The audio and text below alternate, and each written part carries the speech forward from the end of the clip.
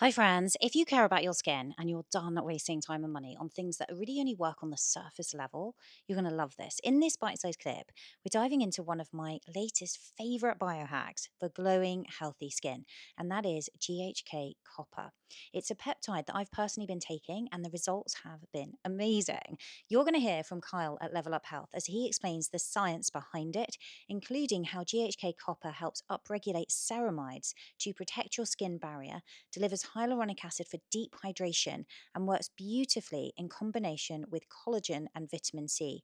Plus, Kyle uses a liposomal delivery to ensure maximum absorption so that you're not just applying skincare, which you can do as well, you're actually nourishing your skin from the inside out. And this delivery system makes sure that you're absorbing it properly.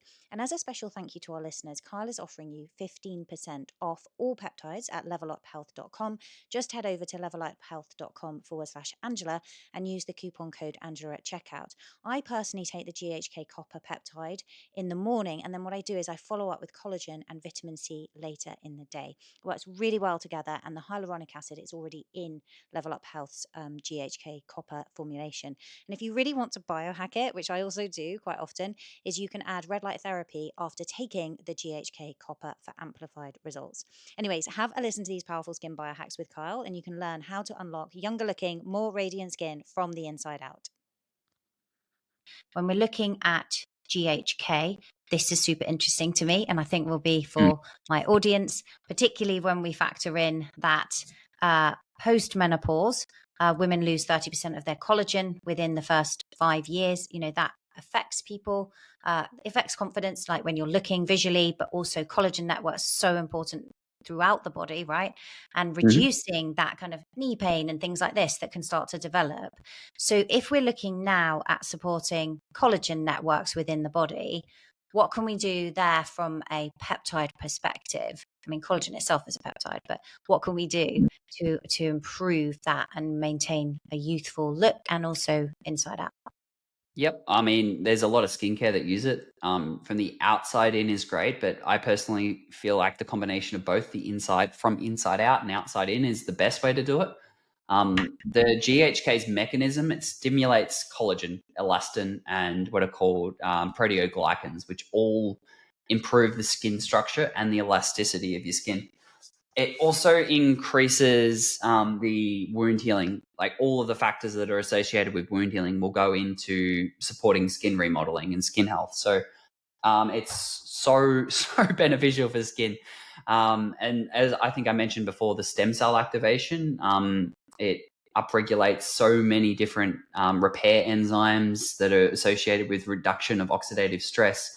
And it's an anti-UV thing, anti-photo damage. So like if you've been sunburned or something or had an actual physical burn wound, then it's very beneficial. And there's been some studies showing how that combined with something like red light therapy can accelerate the healing of your skin. Um, the increases ceramide production too, which is interesting because a lot of skincare products have ceramides in them and they certainly work. Like I'm never going to knock them, but you can sort of upstream reduce the need for ceramides by using in your skincare or using as a supplement an orally bioavailable version of GHK, which is again a challenge. Liposoming is how we get around that. Liposomes are little fat bubbles that have the peptide within it, and your body absorbs fat pretty well. It kind of Trojan horses the peptide into your body. We use liposomes for quite a few peptides that might otherwise not work as effectively. Just because your body takes these little fat globules in, it's pretty easy to transport them across the membrane, and then you get them in circulation. GHK might be like a 10 to 15% absorption normally, but when you bring in a delayed release capsule, you save a lot of that from the stomach acid, and then the liposome just keeps it at like 60 to 80% absorption. So you'll get the benefits for your skin health, for your collagen networks from GHK. We combine it with hyaluronic acid, which works better in a supplement than it does in the skin. For skincare, hyaluronic acid is too large to actually absorb. All it does is seals the moisture within your skin. It's really good as a moisture.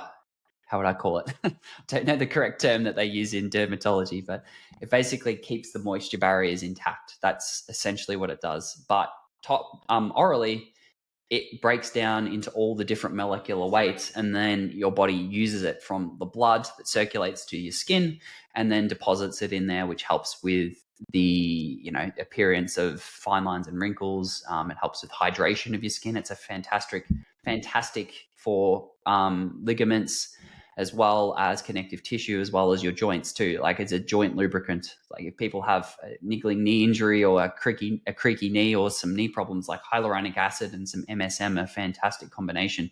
But in your skin too, like hydration from within, that's what the hyaluronic acid is really, really beneficial for, rather than doing it topically.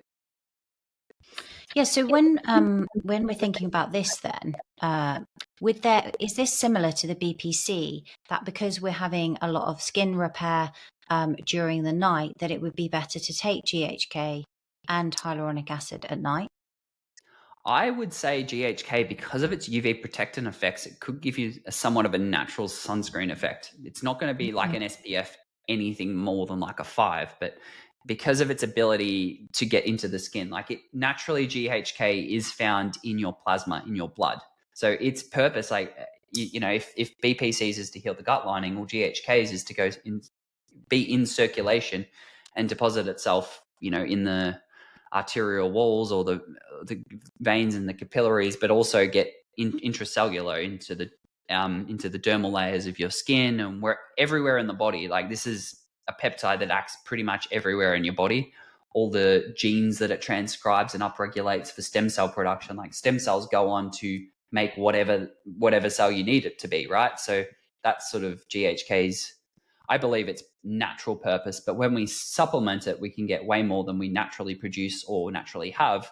And then that's when we can really get some powerful anti-aging effects and boost our endogenous levels, boost our actual levels beyond what we would naturally make. And yeah, that's sort of the purpose of supplementing peptides, I think, is because we know the benefits of how good they are naturally. We bring the levels up exogenously with supplements or injectables or skincare. Okay, and so when I look at like collagen, for example, if you look at the research, it looks like actually 20,000 would be a better dose than 10,000, but it's often like given out in like doses of 10,000 milligrams. So it's like a sachet would be around that, for example. Is there any benefit in terms of the dosages that you've used here? Two capsules give you, I think, is it 100 milligrams of hyaluronic acid, and then the GHK. Is there any benefit? It's me just being that typical type A, like, is more better. Am I going to get better results by having a little bit more? And would I get even better results if I combine that and take it at the same time as collagen and a little bit of vitamin C? Absolutely. Better in synergy. The more ingredients you can bring in that overlap mechanism, for the outcome being what you desire it to be, the better you're going to have. Like, by combining the vitamin C with collagen peptides, with hyaluronic acid, with GHK, with a good diet, with anti-inflammatory foods, with a good skincare routine, like, all those additive interventions are going to get you to your end goal so much better than if you were to just do one, or do a single ingredient in a much higher dose. Like, there's no god molecule that works and makes all the other ones obsolete. They all have their own mechanisms. They all have their different targets in the cell. They work on different transcription factors or inflammatory pathways. Like, pain relief is probably a good example. There's ones that work on COX-2. There's ones that work on NRF. There's other ones that work on prostaglandins. There's so many different mechanisms that whenever I formulate something, I try and cover as many of those bases as possible and not leave any out, because the synergy of overlapping mechanisms with ingredients usually gets you a lot better results than just targeting one. Unless that one mechanism is the only thing that you need to target, then that's like bile salt, for example. Maybe you've got cholestasis, then yeah, sure, bile salt's going to work better than a combination of things. But the body tends to be a lot more complex than just one thing. And like weight loss, another prime example, if you're going after weight loss and you just sort of target lipolysis, then you're missing thyroid, you're missing cortisol, you're missing all these other Mm. pieces that are going to synergize with those lipolytic ingredients, like your N-acetyl L-carnosine, not lipolytic, but ones that induce lipolysis. So that's how I formulate, and that's how pretty much every product in the range has been designed to just work in synergy to try and give people the best results they can and not have to take 4 or 5 products at once.